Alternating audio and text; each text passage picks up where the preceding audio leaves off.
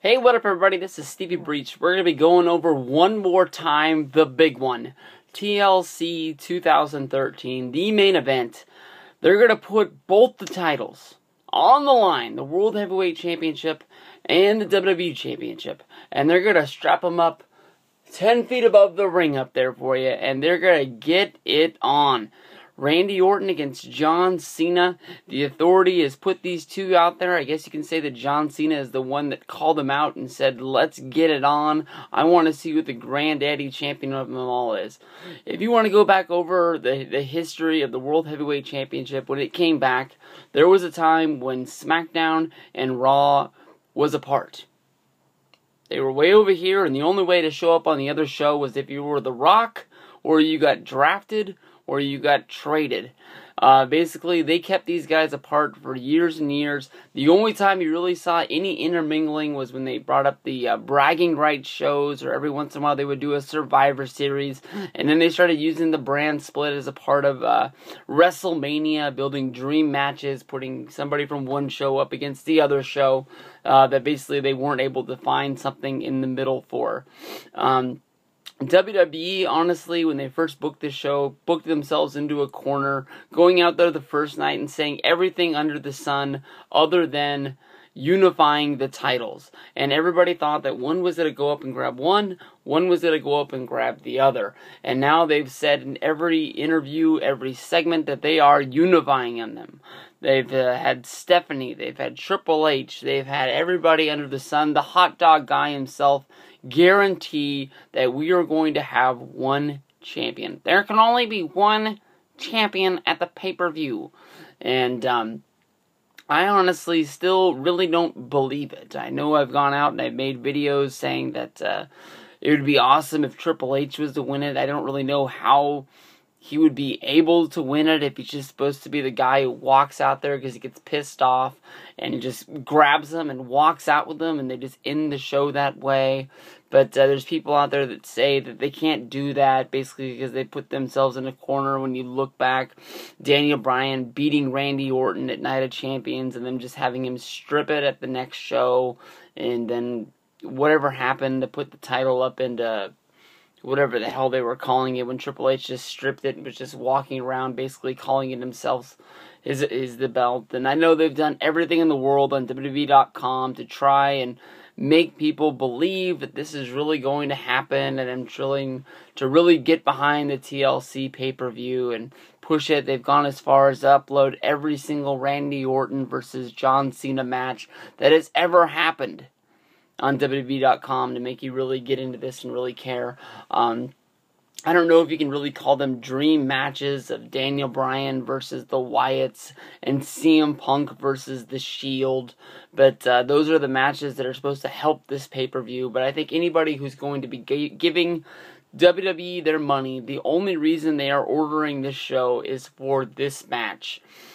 In my heart, I really believe that John Cena should win this match. John Cena should be the ultimate champion for the WWE because he is the true face of the WWE. And they can have them go out on Monday Night Raw and fight it out on who is the guy that the Authority believes in. But everyone who is a WWE fan, even if they hate the guy, knows that John Cena is the face of the WWE. It is very hard to find any merchandise anywhere that doesn't have this guy's face on it. If it is like a multi-pack of guys, whether if it's on a lunchbox, on a thermos, on a backpack, on a sweater, if there's more than one guy's face on there, Cena's face is going to be on there. He is the true face of the WWE. And they've packaged Orton in that way that he's one of the biggest stars they have, even though I think that he has a big following of fans, and then there's a big following fans that truly hate the guy.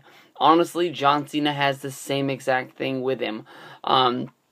To me, honestly, to make WrestleMania the biggest success you can make it, you always have to have your biggest face, your biggest dude, be on the chase. John Cena, Hulk Hogan, well, Hogan doesn't really count because they didn't really put him on the chase into the WrestleMania. They always had him as the Well, maybe with WrestleMania 5, I guess you can say. WrestleMania 4, he was on into the tournament. But most of the time, he was going up against the big, immovable object that, there's no way in the world he's going to win this match.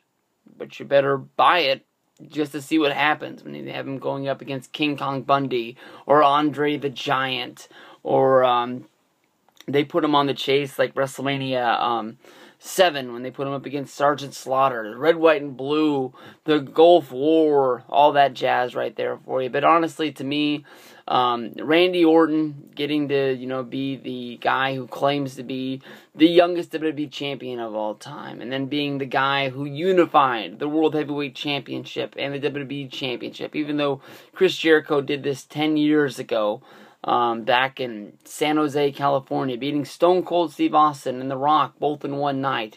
He'll tell you. Go ahead and ask him. But, honestly, to me, this is the one match that is going to shape this pay-per-view. For anybody who goes out there and buys DVDs, this will be the forgotten match, because they always put out that damn best of WWE pay-per-views way too early. How you can have the best of 2013 pay-per-views and not include anything that happens in November or December. I have no clue how the hell they pull this off, but they do it every year trying to get those Christmas sales. People really running out to buy this the week of Christmas. I have no idea anybody wants to go anywhere near one of those stores. But if I had to bet money on who I think is going to win this match, honestly, it has to be Randy Orton. For the one reason is I think John Cena being on the chase means everything. If there's any way in the world you can screw him out of a rematch and you put him in a Royal Rumble match where he has to find a way to win this, to go against the odds, win 2 of them in a row, to be a 3-time winner and tie Stone Cold Steve Austin, you have to find a way to do it. I mean, because to me, honestly, you have big names. If Cena's not going to be in there, you have to have guys like CM Punk, you have to have a name like Daniel Bryan. I would love to see Daniel Bryan win it. But we all know where Cena's going to end up at the end of the day in the main events of WrestleMania, because he is the face, the name, the guy for the WWE.